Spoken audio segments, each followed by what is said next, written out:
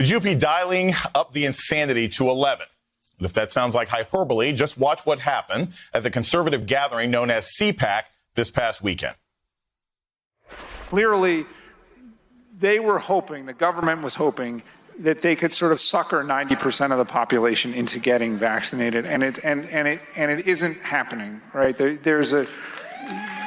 Younger people are well aware of what the risks really are.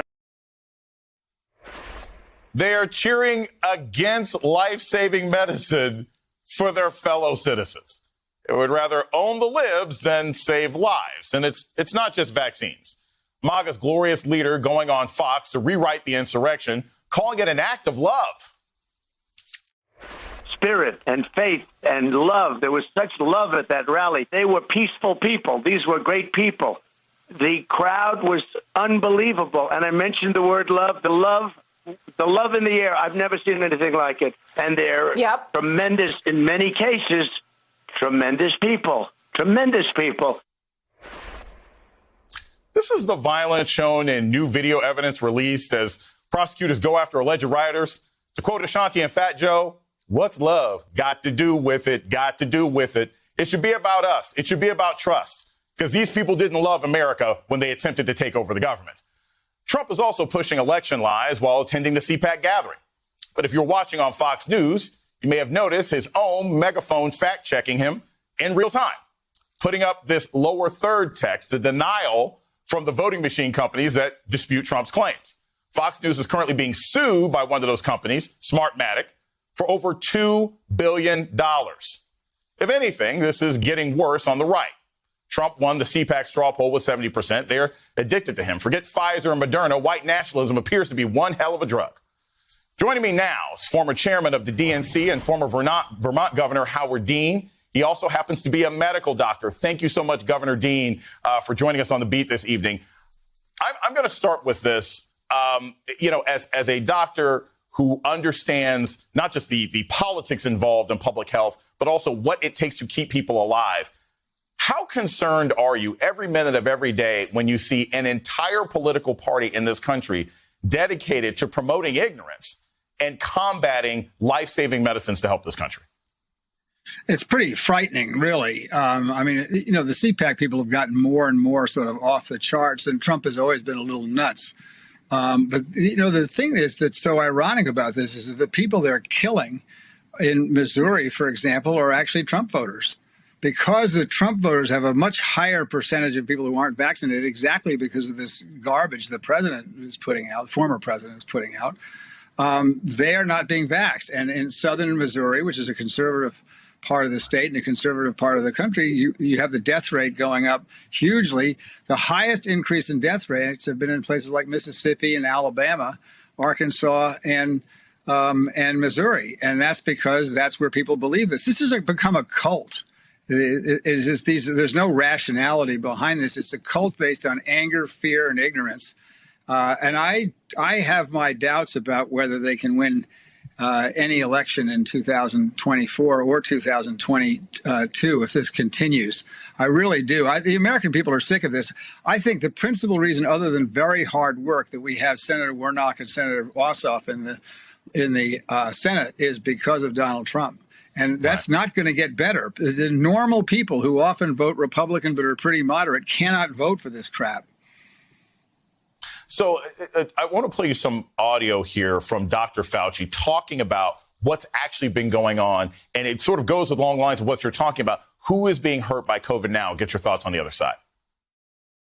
Well, if you look at the number of deaths, about 99.2% of them are unvaccinated. It's horrifying. I mean, they're cheering about someone saying that it's a good thing for people not to try and save their lives. As you mentioned, Governor Dean, the vast majority of the people who are now dying from COVID, according to Dr. Fauci, are those people who are unvaccinated.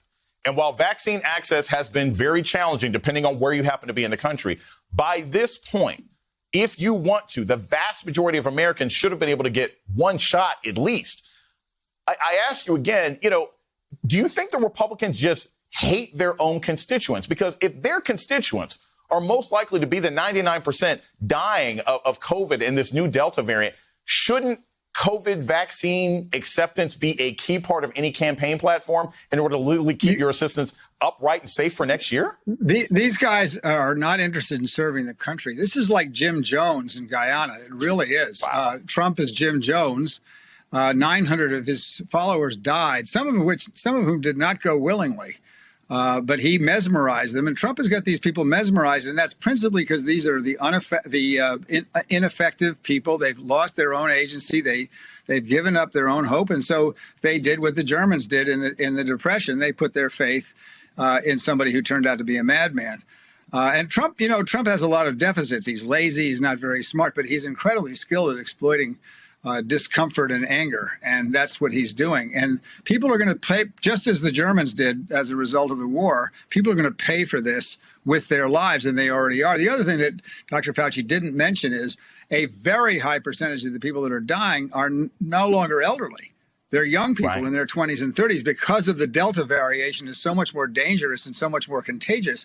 And it is insane for anybody who has kids not to care about their children, but they have been mesmerized by Trump and because of their own deficiencies. And the Republican Party would rather have power than do the right thing for America. And I think that's a major problem. And I want to play this last clip because it goes along the lines of exactly what you're saying. Look, there are public health measures that are usually necessary to deal with a pandemic. But even the public health measures that are voluntary, Republicans are now attacking. This is Madison Cawthorn. I want to get your thoughts on the other side. And now they're starting to talk about going door to door to be able to take vaccines to the people. Think about the mechanisms they would have to build to be able to actually execute that massive of a thing. And then think about what those mechanisms could be used for. They could then go door to door, take your guns. They can go door to door, take your Bibles. Yeah. Governor, we literally go door to door now to deliver mail. We go door to door now to do the census last year.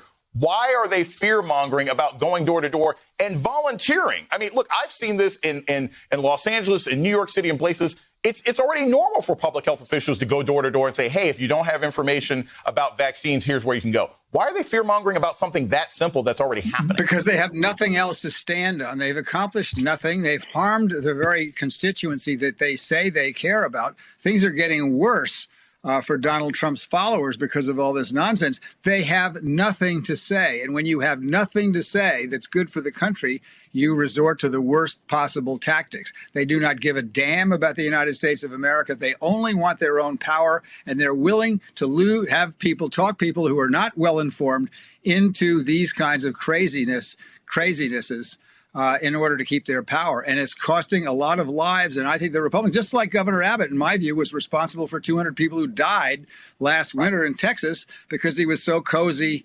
His first statement was, it was the windmills and the solar thing that caused all this.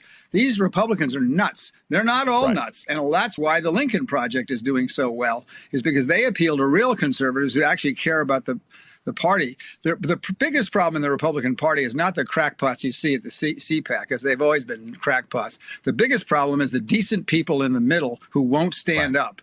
And you're going to pay with your life eventually if you don't stand up. Howard Dean, thanks for always giving it to us straight. Thank you so very much for joining Debate tonight.